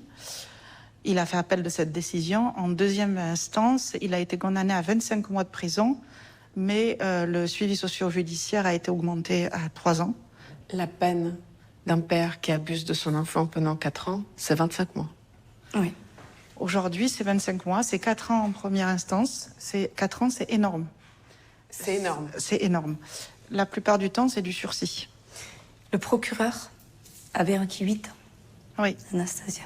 On a eu une formation juridique exceptionnelle, avec un procureur exceptionnel le jour de la première instance. Ah ouais, une présidente exceptionnelle. Donc qu'est-ce qui fait qu'il est condamné à ce moment-là? Qu'est-ce qui fait qu'il est condamné? Oui. Si les procureurs me laissaient aller au tribunal correctionnel, à chacun des enfants qui parlent, je suis sûre qu'on aurait quasiment 100% de condamnation.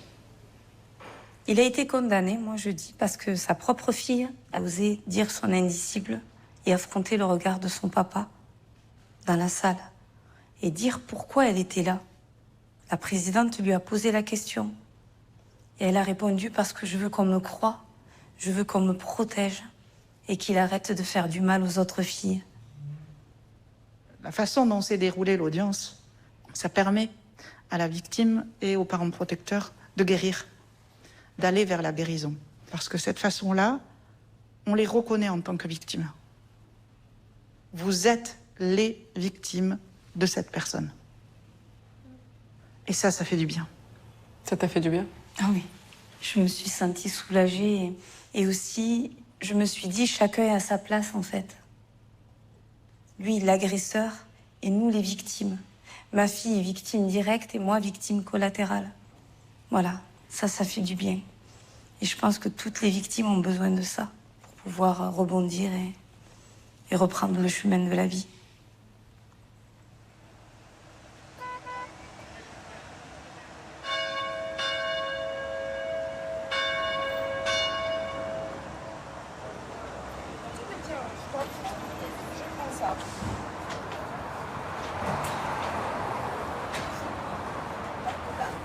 Et on voit bien que c'est complet? On voit bien que c'est complet. Je fais un match de théorie. Merci.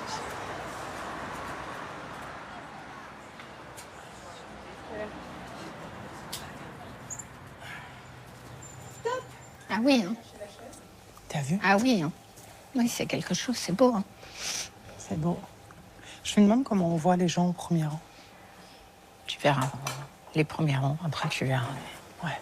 C'est possible que ce soit la fois où je suis la plus mauvaise sur scène de ma vie? Non. T'en es sûre? Bah oui, parce que je crois qu'aujourd'hui, t'as encore plus envie de prouver des choses devant ce public-là. Donc c'est pas possible. Après, ne me fais pas le théâtre du Marais.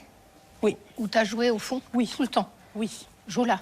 C'est bien là. Ok. Je pense. Ok. Après, on va voir avec la lumière, mais oui. Il faut habiter cet espace. On joue grand. Personne. Il va falloir que je fasse tout grand. Ah bah oui, il faut faire tout grand, oui. Pitié. Oui. Pas là et là. Oui. Toujours pour Emmanuel et Anastasia. Oui. Et Charlène. Elle a tendance milieu. beaucoup à parler toujours de côté, tu sais. Je reprends tous mes tocs d'enfant aujourd'hui. Hein. J'ai marché en ligne comme ça pendant 10 ans. L'enfer. Ça te fait perdre beaucoup de temps pour aller à l'école. Je te jure.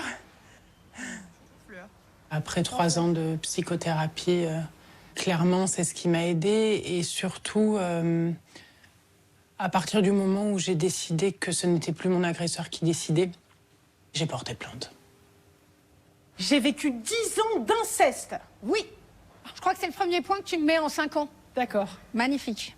Parabène. Pour arriver à ce procès, il a fallu qu'on me fasse des analyses psychiatriques pour savoir si je mentais pas. On vous demande d'avoir des preuves. Alors ça, quand on m'a demandé si j'avais des preuves, j'ai vraiment eu envie de leur répondre qu'à 3 ans, j'ai pas pensé à récupérer ma culotte pour leur montrer qu'on m'avait percé l'hymen. Mon grand-père a eu une peine moins lourde que quelqu'un qui aurait volé une voiture. Donc il a pris 6 mois avec sursis et des dommages et intérêts.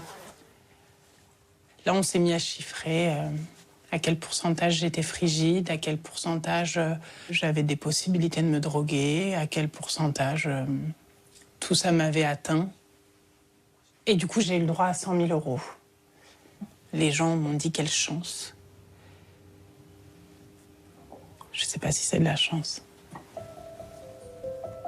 J'ai eu 100 000 € et avec cet argent, je me suis dit, je vais créer un spectacle.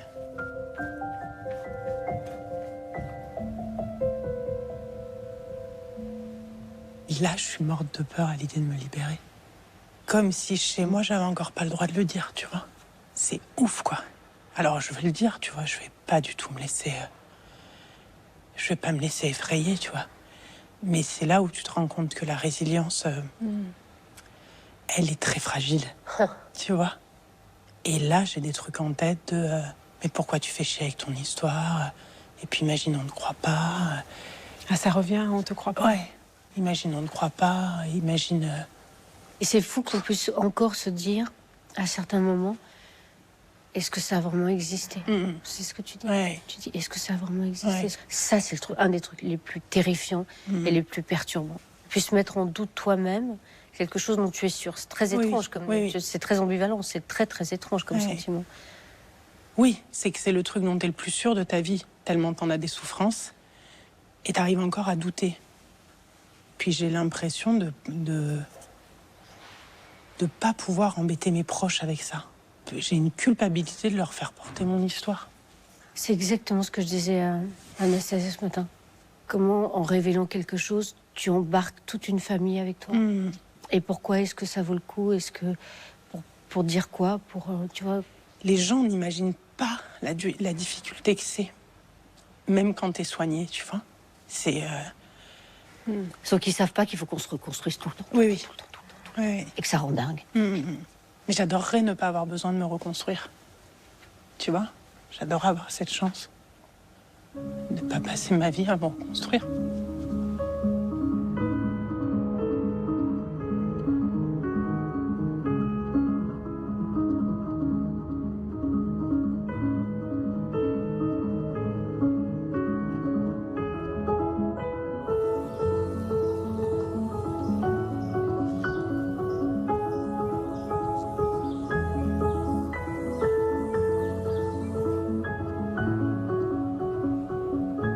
Que tu commandes et que tu proposes après, Ouais. tu prépares et qui sont C'est déjà super prêts. chouette. Mais là, tu vas mieux, toi. Un peu. Tu vas mieux, moi, je sens. Depuis qu'on s'est rencontrés, je Ouais, trouve déjà, je on trouve sent qu'il y a vraiment, quelque chose vraiment que qui tu vas mieux. Ouais, je vais mieux. Depuis le début. Je vais mieux parce que j'accepte. Je comprends de mieux en mieux mon histoire, pourquoi j'avais peur de ça, pourquoi j'avais peur de ça. Donc tout s'explique. Par exemple. Par exemple, la peur d'avaler, je pense qu'à la plupart des agressions, on m'étranglait. Je le vis en hypnose. Il y a vraiment un étranglement de la part de l'agresseur.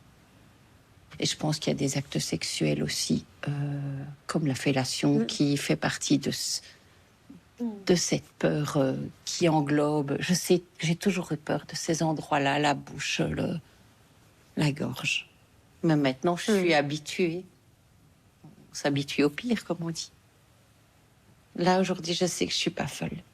Parce que tu vois, parfois, les gens peuvent se poser la question du faux souvenir. Tu vois, qui En remonte hypnose, particulièrement. 30 ans après, en hypnose, avec le conscient, l'inconscient. Ouais. Si les gens voyaient une hypnose, ils comprendraient tout de suite qu'il n'y a pas de faux souvenirs.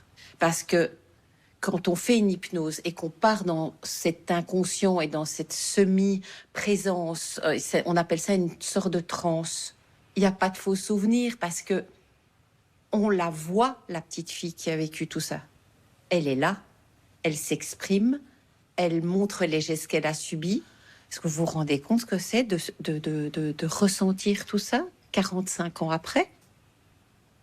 Est-ce que tu revois précisément les images de ce qui t'est arrivé, de ton père, du viol? Moi, j'ai des ressentis très forts, corporels, émotions et sensations. Je ressens la peur, je ressens la tristesse, le corps, les mouvements de corps. Par contre, je n'ai aucun visuel, ou très très peu. Il n'y a que du noir, il n'y a que du noir, il n'y a que du noir. Tout à fait juste, le noir. Le noir. La nuit. Ouais, il fait noir.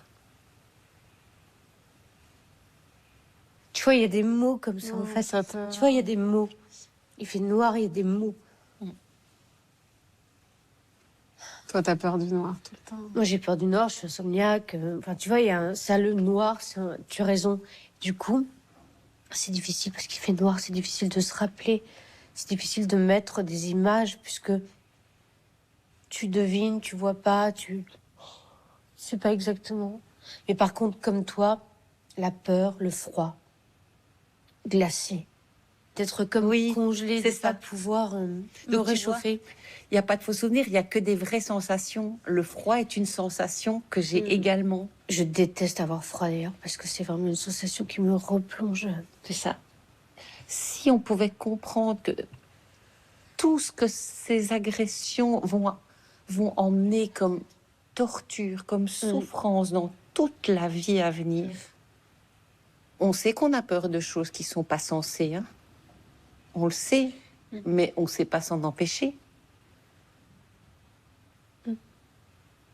Depuis 3 ans, depuis cette levée traumatique, donc, ces souvenirs qui ont commencé à remonter, tu n'as plus vraiment pu regarder ton père, le revoir sur des photos, le revoir en vidéo.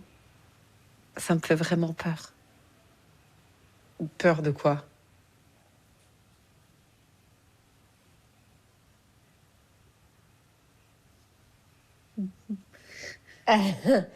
Peur de quoi?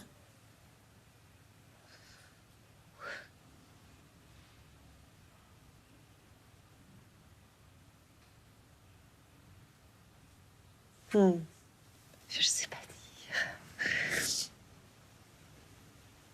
Peur d'être confronté à l'endroit où il est. Peur de voir son image. Peur. Peur. À mon tour. Pascal a réussi à confronter sa peur en allant au cimetière quelques semaines après notre tournage. Elle a pour la première fois pu revoir la tombe de son père. Malgré la douleur de cette confrontation, pour Pascal, ça a été une immense victoire.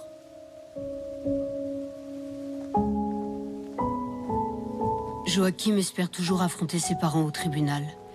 Depuis sa première audition par une juge, il a été convoqué par la brigade des mineurs, expertisé par un psychologue, mais la justice patauge.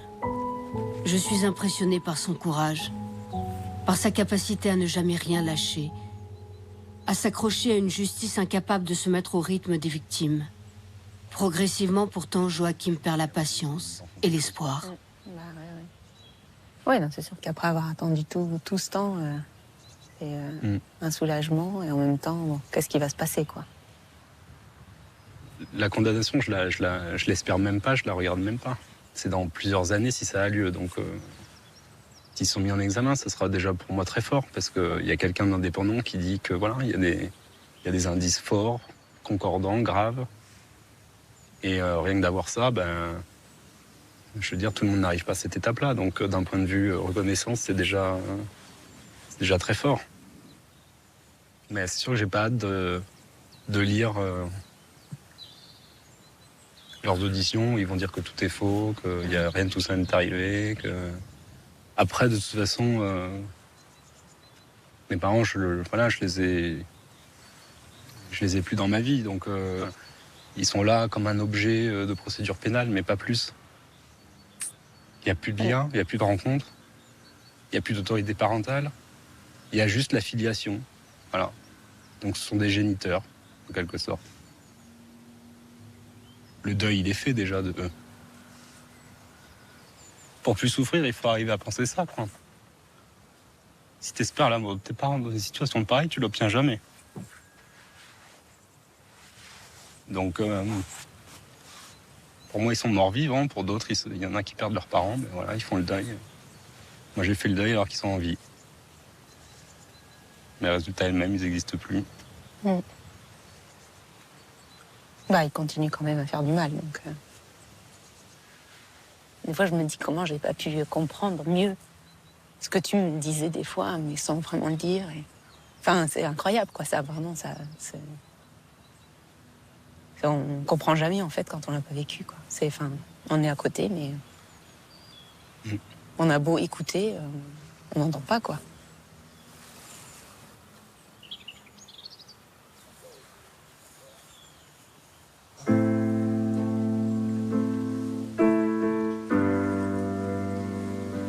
Baisser mes yeux,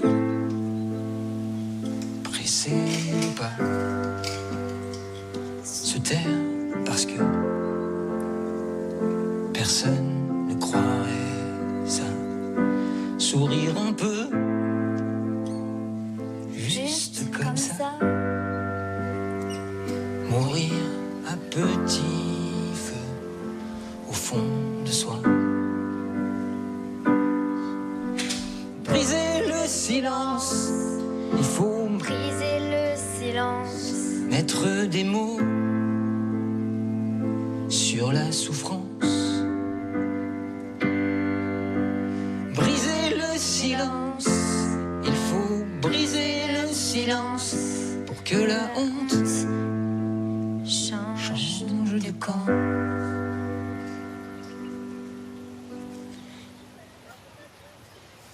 En fait, on s'est parlé hier. Je me demandais si toi, t'avais des questions. Parce que je t'ai dit quelque chose sur moi. Oui, parce que t'as subi. Ouais, de 10 ans à 14 ans, c'est ça? À peu près, ouais. C'est la première fois que tu rencontres une adulte qui l'a vécu aussi? Je sais plus. Peut-être, ouais. On n'en rencontre pas tous les jours non plus, heureusement. Oui, heureusement. Moi, peut-être. Je sais plus, en fait.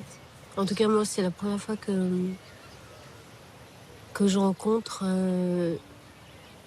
une enfant qui a à peu près le même âge que j'avais moi, quand ça a commencé. Ouais. C'est vrai que ça m'émeut. Ça m'émeut. Et je me posais plusieurs questions. Je me disais d'abord que tu avais été super courageuse d'avoir été au procès. Ouais, parce qu'en fait, au début, j'étais stressée, je tremblais et tout, tellement j'étais froide. Voilà, et ensuite j'ai parlé. Froide, c'est-à-dire? Froide, j'étais vraiment froide, j'avais des frissons et tout, tellement que j'étais trop stressée en fait. Et il y avait mon père à quelques mètres de moi. Sauf ton père, il est dans la salle? Oui, il était à quelques mètres de moi au début, sauf que j'ai demandé pour qu'il s'éloigne quand même un petit peu plus. Parce que j'avais t'as demandé ça? Ouais. Et du procès, t'attendais quelque chose de particulier ou est-ce que tu savais pas? J'attendais déjà que je sois protégée, surtout entendue aussi, parce que je gardais ça depuis longtemps. Ouais, ça me tenait vraiment. Enfin, il fallait que je le dise au bout d'un moment, de toute façon. En fait, est-ce que tu te rends compte que tu t'es sauvée, toi, en parlant? Oui. Tu te rends compte, c'est ça, en fait. Ouais. Donc, t'as plus honte, t'as plus peur, t'as toutes ces choses-là, t'as l'impression qu'elles sont parties de ta vie. Ouais, c'est comme si je les soufflais dans un ballon et j'étais super loin. Mais en tout cas, moi, tu me donnes du courage. Tu te rends compte? Donc, une petite fille de 10 ans me donne du courage. Et aussi, moi, je trouve que t'as une grande, grande chance. C'est d'avoir eu ta maman avec toi. Ouais, parce que c'est une maman formidable, elle m'a vraiment protégée. Ouais, elle t'a vraiment protégée. Maintenant, je sais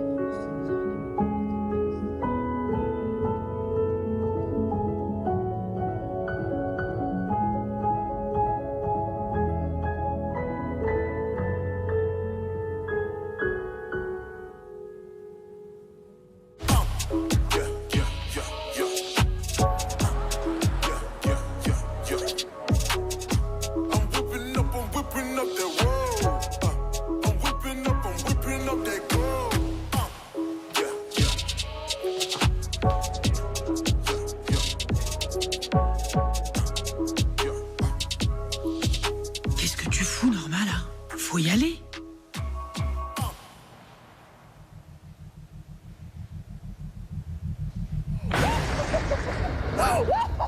J'adore la souffrance. J'ai dérapé peut-être. Mais je te foutais les shorts aussi, fallait voir le bordel, quoi. Il avait une toute petite bite. Tu m'étonnes qu'il voulait pas que je le dise à l'école. Regarde ça. Et puis c'est impossible de se remettre d'un traumatisme pareil. En plus j'ai des orteils horribles, j'ai jamais pu foutre de tongs. Vous savez quoi? Ce rocher, je vais en faire un spectacle.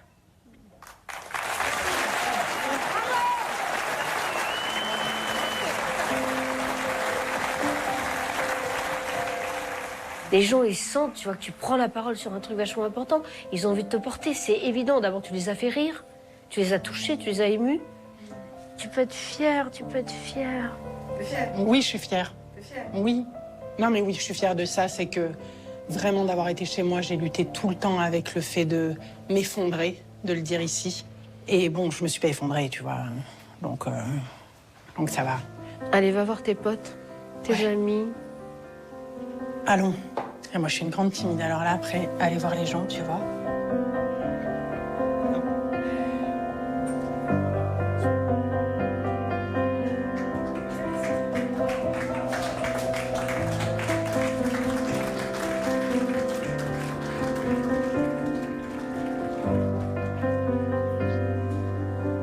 Norma continue à utiliser l'humour et la dérision pour porter la parole des victimes d'inceste dans son seul en scène.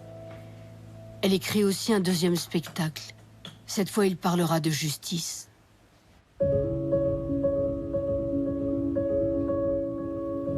Pascal reprend progressivement goût à la vie.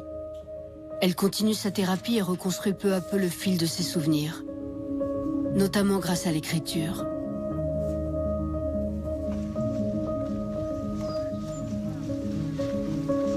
Sarah a décidé de porter le combat pour sa fille encore plus loin, pour dire haut et fort les défaillances du système. Elle vient de porter plainte contre l'État. Elle veut que l'administration reconnaisse les manquements de la justice, qui a failli à son devoir de protéger son enfant. Je te lâche pas, je m'en fous.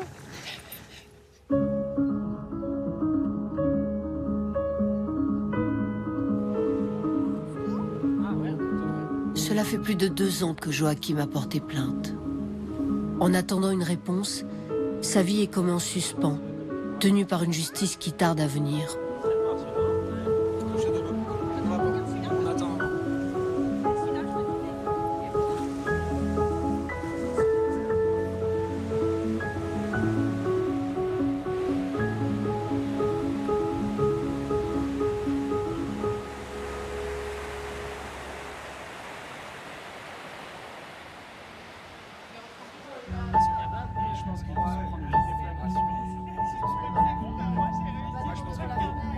La rencontre avec Norma, Joachim, Pascal, Sarah et sa fille m'a entraînée dans des mouvements d'émotion et d'évidence.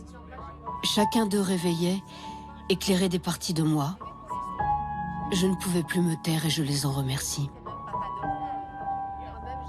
Si ma grand-mère n'était pas intervenue, si on ne m'avait pas mise dans ce train à l'âge de 15 ans pour rejoindre mon père, je ne suis pas certaine que j'aurais réussi à vivre. C'est aussi violent que ça, c'est aussi réel que ça.